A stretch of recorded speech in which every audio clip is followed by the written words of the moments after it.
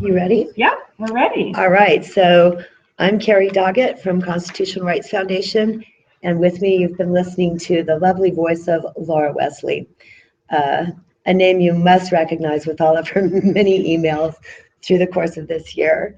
And we just want to welcome everybody to this, our final webinar for this cohort of outstanding teachers. So I want to welcome you. I will tell you that we're hoping to do all of this in 30 minutes or less. And our hope is that we can do some reflection about what happened this year with you all and your teacher leaders. I can tell you that we've had many, many meetings over the course of this year with WestEd and Gates. They have been extremely interested in our work and very excited about our work. As I think you remember from the beginnings, we're really the only social studies folks in this cohort. And so our work is of great interest, and the fact that we've focused on academic discussion is really important work that they're interested in. So thank you all for that. As I said, in 30 minutes or less, what we want to do is really find out if your expectations were met in this project, talk about what's still hanging out there to do, which is very little, we promise, and talk about moving forward, because we're not saying goodbye to you. We're going to offer you some more good stuff. So with that, we want to say thank you to your teacher leaders. And we'd love for you to let them know right now in the chat box, how have they helped you this year? Whatever you want to say about it, please do. Think about what was good about having teacher leaders lead the professional development rather than whoever normally leads your professional development. Think about what you gained from being able to work with them. And go ahead and chat it up, and Laura will read out some of the chats as we go. It's important that you know that all of these questions and your responses, we're going to record all of them and really use this as part of our reporting back to WestEd and Gates on this project.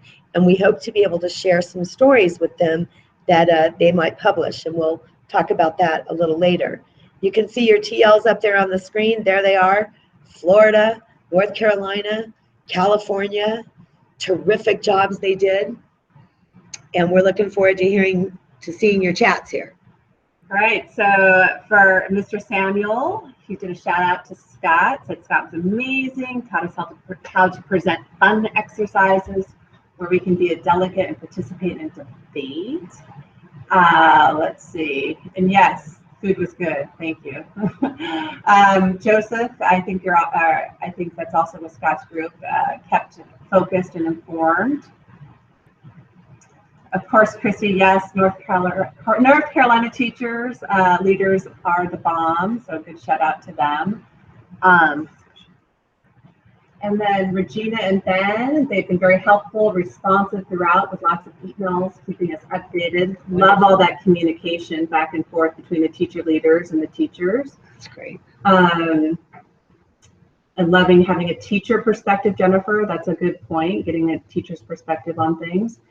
Let's see, Marianne. Oh, Abo. Shout out to Jamie and Laura and Lindsay. Had shared some really cool lessons with them.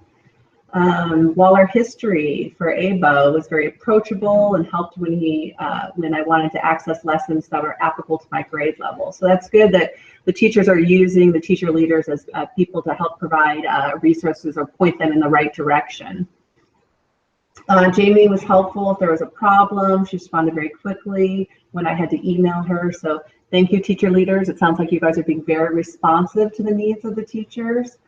Let's see, Sherry. Thank you, teacher leaders, Jamie and Laura. You made our meetings relevant and engaging, so worth the time. We like that. Yeah, so important. Let's see, Vanessa said Regina and Ben kept us informed and on pace. Regina and Ben again. It seems like everyone loves Regina and Ben. They're best. They did an awesome job. Let's see here. Liz is our teacher leader. thanks to all the other T2T teacher leaders, because she also learned from them. So that's good to know that our teacher leaders are also learning from other teacher leaders as well as the cohort teachers themselves. Let's see. Scott's experience made me feel excited about innovating and creating new things, bond with teachers that you normally would not normally work with at your school site. So that's good that the project helped bring you together with other teachers. Elliot, my expectations were exceeded. You got to learn a lot about Common Core standards, at least for California, that they weren't trained on, and how to do some really cool things with them. So Liz and Leslie were awesome. Taylor, Teacher Leaders North Carolina, offered much more beneficial and engaging PD than we typically get in our school professional development. That's great. I'm so glad to hear that. Do we have time for just a few more? Let's just see. Hopefully we got most of our teacher leaders talked about. Michael Smith appreciated hearing stories from the classroom to better understand how the strategies were being implemented. Lots of ideas were gained for sure. I think that really came through the debrief, hearing other teachers' experiences and then problem solving as a group on how to address those challenges and celebrate those successes. Let's see.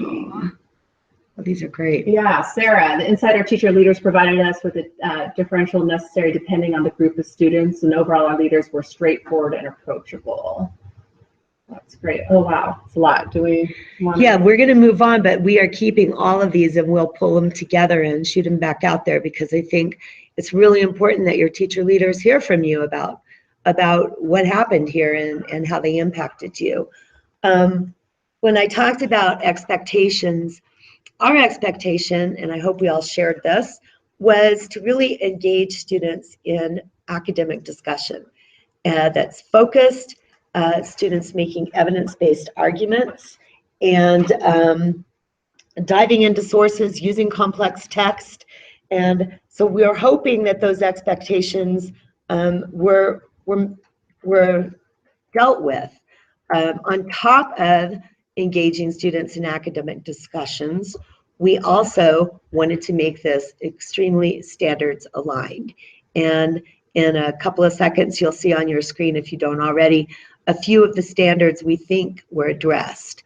And I pulled these from various states. There's a little California and a little North Carolina and a little Florida in this. But I think that we did, I hope that we did help your students to really make text-based arguments and to develop deeper understandings of issues. I hope that your students had opportunities to engage as readers and listeners and participate in collaborative discussions with other students. That's the hope. I'm going to leave this here for just a second for you to look at, and then we're going to start asking you some questions about your thoughts about how this went. So I'm going to just be quiet for a second and let you kind of absorb and reflect.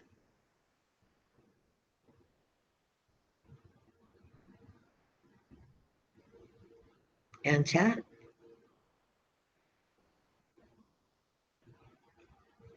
Yeah, I think if you see any standards that stand out to you that some of the training addressed, that you could add that to the chat section. We're glad to hear some of you saying that you'll use these things again. I know some of you decided to make some of the discussion models part of your regular coursework.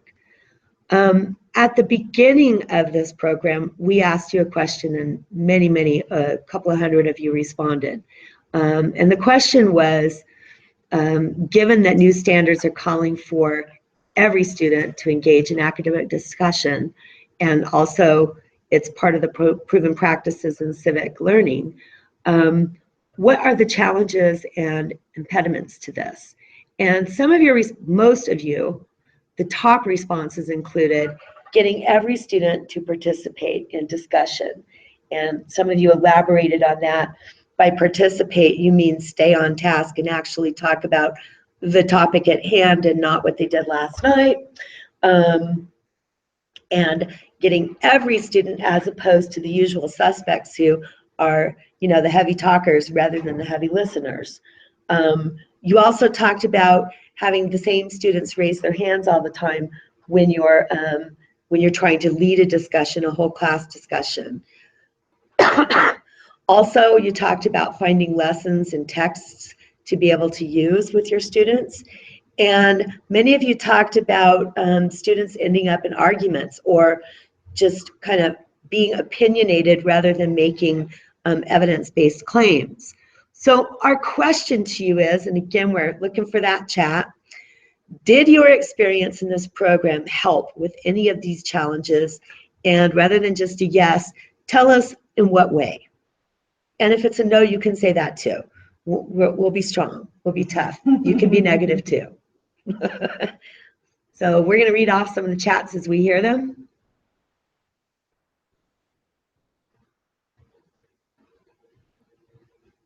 And the question at hand is, did your experience in this program help with any of the challenges that you had put forward at the beginning of the year?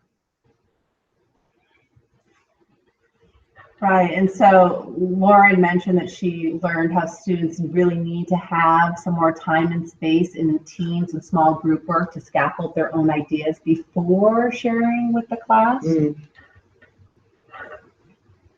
It provided a concrete way to introduce speaking and critical reading in a way that was not threatening to the students. Oh, that's good. And then Sherry mentioned that I like how the role play used our Common Core standards and got all of her students talking. So that's a really important point, not just, you know, the same student raising their hand all the time, but getting more people talking, more of the students talking.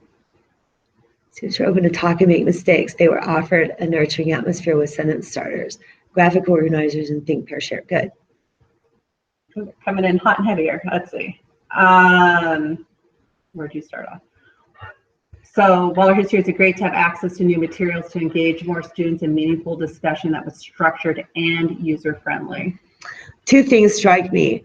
One of the things that we're seeing a pattern here is around the small group discussion as opposed to whole class discussion, where students have to talk out loud in front of everyone as opposed to talking with each other in a small group. We hope you'll keep saying more about that because we think that's pretty key. The other thing that's coming through in some of your comments is around,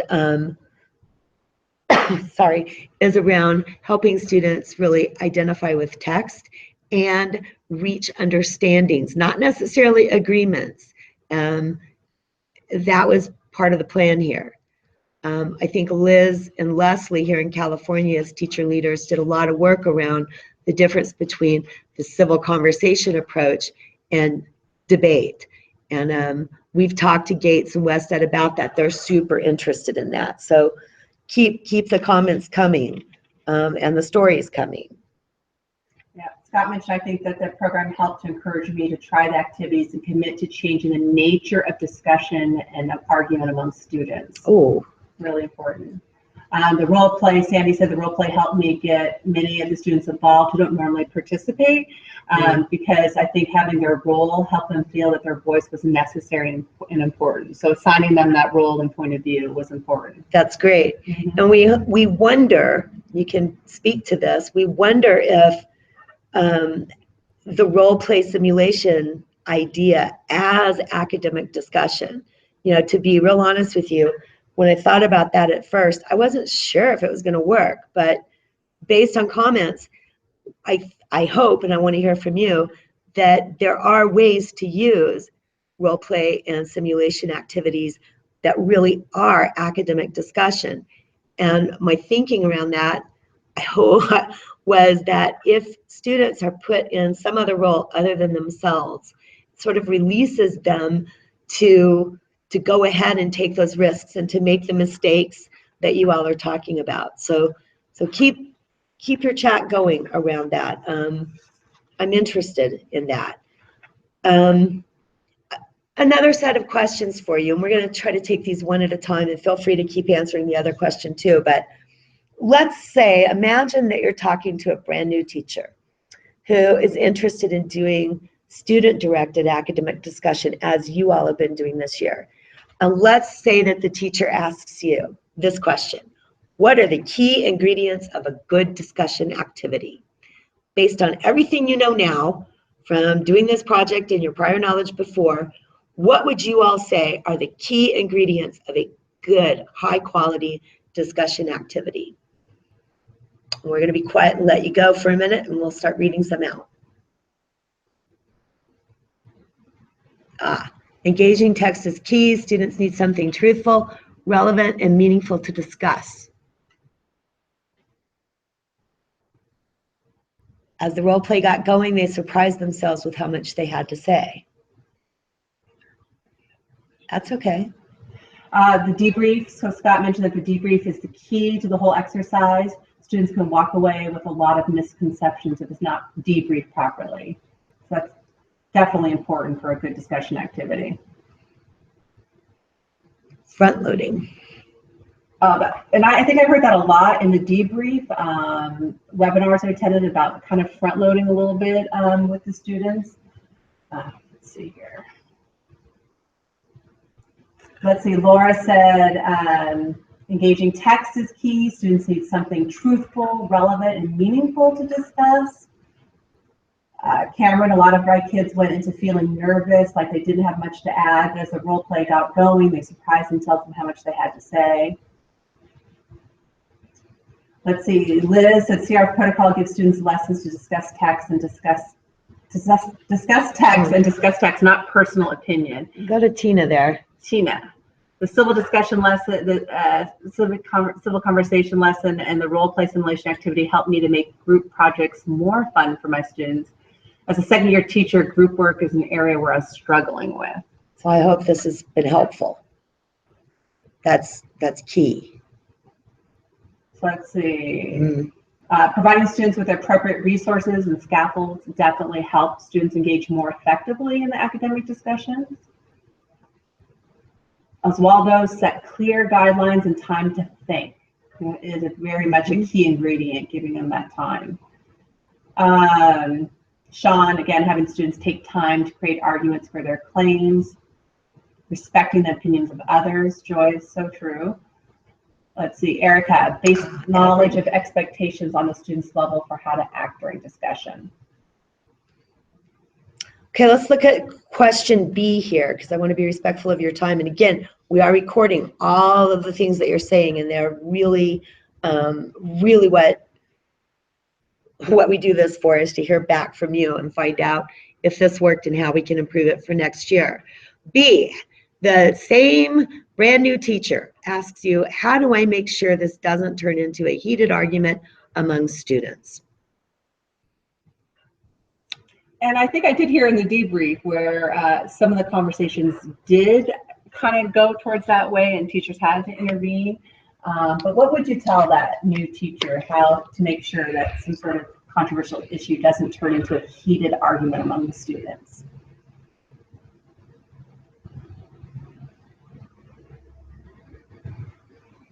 So Sean was mentioning, I think modeling is really important with these types of discussions.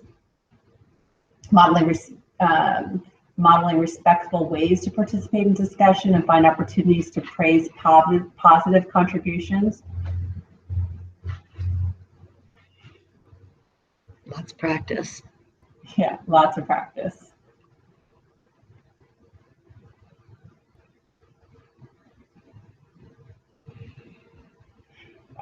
All right, Mr. Samuel, make sure to discuss discussion expectations, have an open dialogue with students, make sure to teach kids not to raise their voices, also stress that there are 2 points of view to an issue. So true.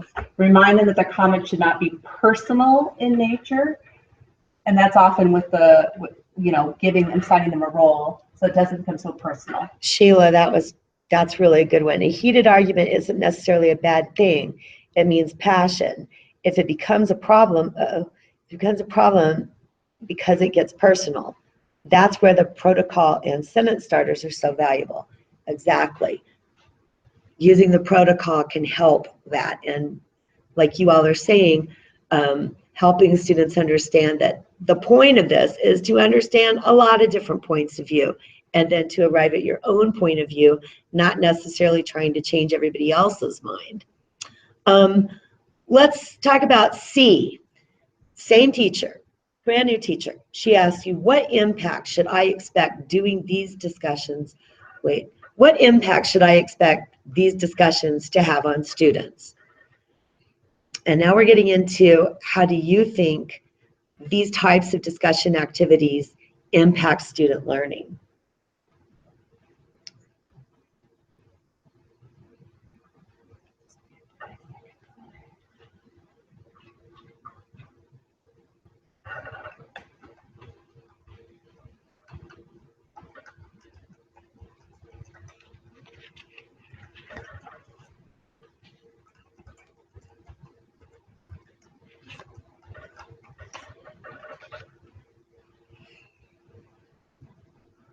Okay, we're looking at question C.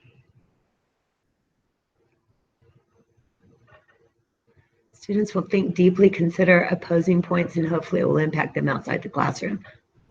That's awesome.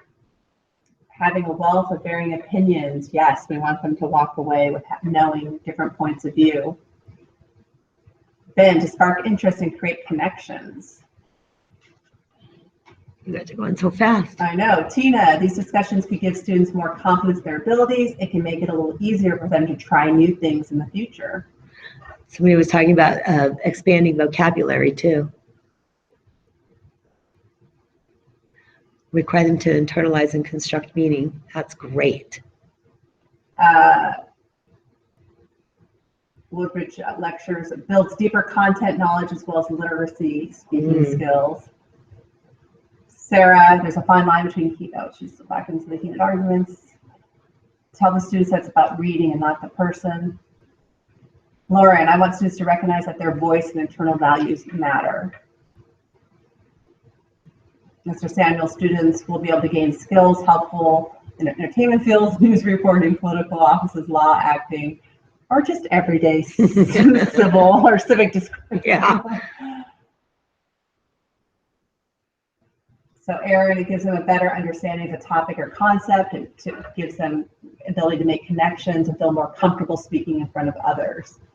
A couple of folks have I've seen through emails have talked about how having students do something like the discussion activity around a text is a good application of the content and a good way to help students really internalize the text that they're reading and make sense of complex text. If you want to say anything about that, or if you agree.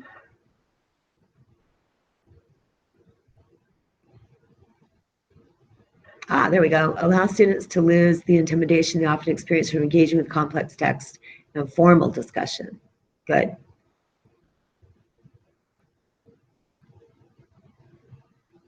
Vanessa, my students started to respect other student opinions as long as they were fact-checked and not just a non-supported opinion. Ooh, that ought to make Gates happy. Referring back to that text. Part of the big part of the standards.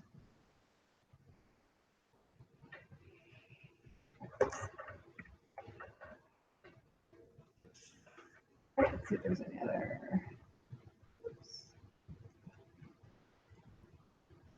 Sarah, students were more motivated to dissect more difficult readings. Students gain more confidence, discover their voice, and ultimately their agencies in Wow. society. That's really great. Really good.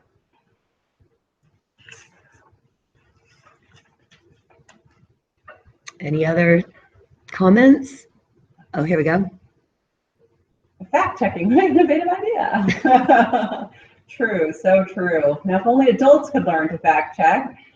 Let's see, Marlene, I think having these difficult conversations really helps students. These are lifelong skills that go beyond the walls of the classroom.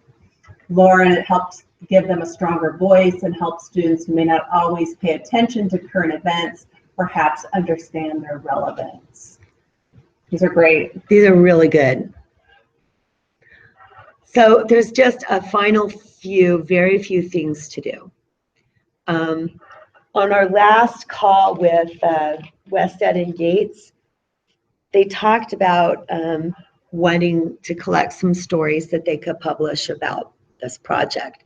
And we would love to be able to profile all of you and all the hard work that you've done this year.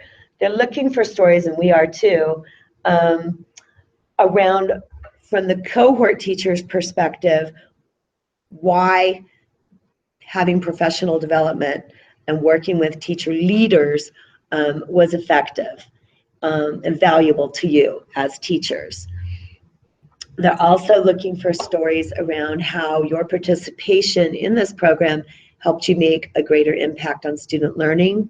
And then they're, of course, very interested in the academic shifts required. You know, did participating in this program make you do anything different than you normally would do? For example, some of you talked about doing small group work more because of this program. Those kinds of stories. And by story, you know, it could be just a couple of paragraphs. It could just be a little narrative. You know, story is kind of a general term. So if you are interested in sharing your experiences in a more formal way, we would absolutely love that. And you can just email Laura, and we'll see what we can pull together with that. It would be very exciting to have you guys profiled with the Gates Foundation. There's a little flash survey for you to do. That's how you're going to get your stipend. And Laura will be posting that same link again at the end, where you can just click on it. It's a short survey. There's a little 2 parts to it. The first part is that you'll just fill out your name and email address and information for us, for Laura and I, so that we know you took the survey, so that we can give you your stipend. And then there's a link within that form that sends you straight to the survey. We promise it's really short. Yeah, less than probably 5 minutes. Less than 5 minutes. You can do it on your phone. You can do it right after we end and get it over with. And that is important because you know, we've got to show that we had teachers participate in, and this is for the formal evaluation that's going on behind the scenes there with WestEd. If you do take the survey, and we know you will, you're going to get your stipend. We're going to give you a certificate of participation in this project, and we're also going to give you a letter to your principal about your participation and congratulating you. So all that is coming up. All right, and we once we confirm everyone's participations, and we'll get the stipends out probably by next Friday, if not the following Friday. We're shooting for June 9th, but it takes a while to make sure we get all the verifications. But so you should be looking out for that check in the next couple of weeks. Yeah, and I think the form asks them for their home email or their home address. The summer mailing address. Where you want your check sent. So right. Be sure to just put where you want your check sent. If you have any questions about any of that, just... Oh, someone's saying they don't have sound anymore. Is everybody else okay? You're still hearing us? Say yes. Delay.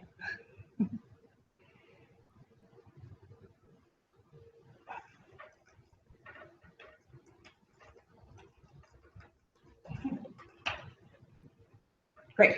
Oh, okay, good. Okay, good. So moving forward, like I said before, this is not the end for the cohort teachers.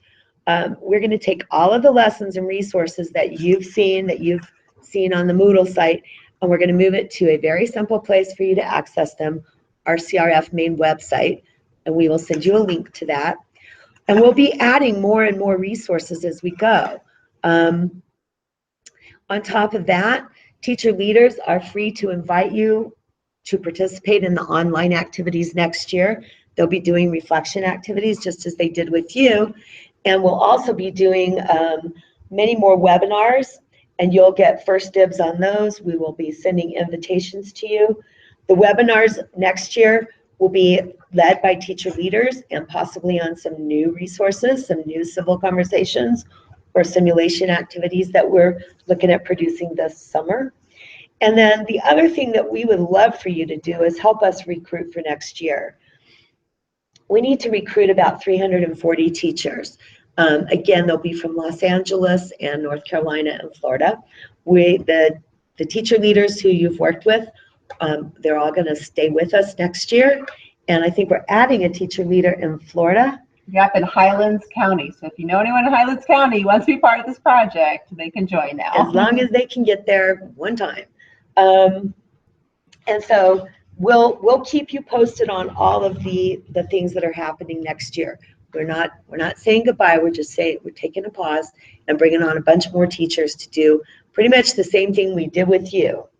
We want to give one more thanks to you and of course your teacher leaders.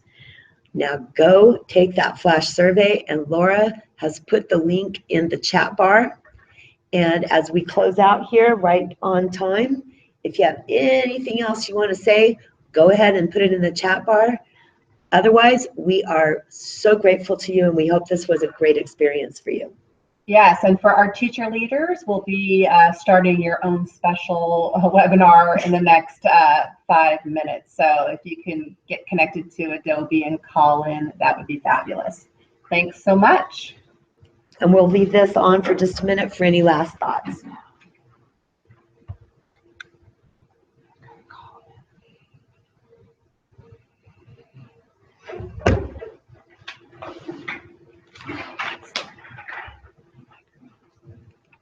Scott, you're coming back to the webinar.